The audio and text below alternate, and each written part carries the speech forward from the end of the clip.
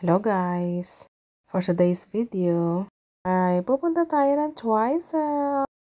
Low cloud po yung nakikita nyo ngayon. On the way na po tayo at sa Mackenzie Pass po yan. Diyan kami dumaan para mabilis. At wala pong traffic. Yan naman po ay naglaglaga na yung mga frost kasi nasinaga na sila ng araw. Kaya pati yan hindi ko pinatawad. Kinuhanan ko ng video. Ang ganda, 'di ba? So, ito na tayo. Dito na tayo sa road on the way to Lake Tekapaw.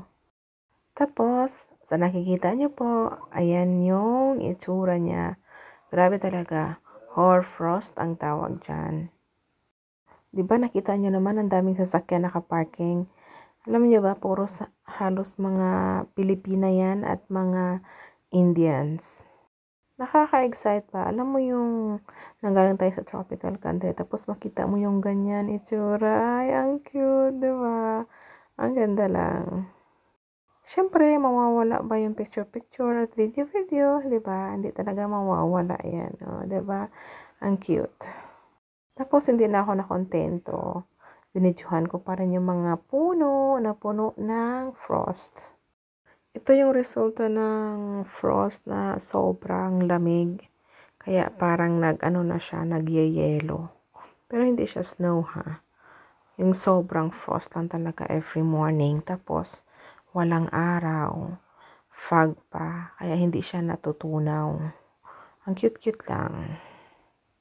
Kasi tingnan nyo, pati fence, nagpo-frost siya. Pero yung lupa, hindi.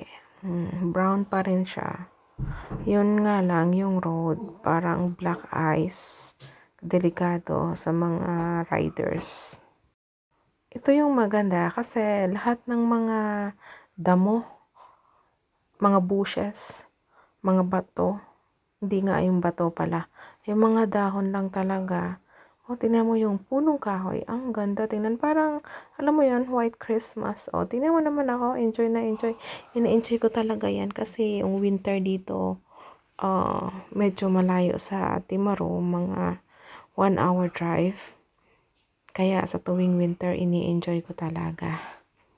Yeah, kasi minsan lang yan sa isang taon. Diba? Siyempre, at saka sa climate ngayon, parang nag-change na rin. Kaya, kailangan enjoy every moment, diba?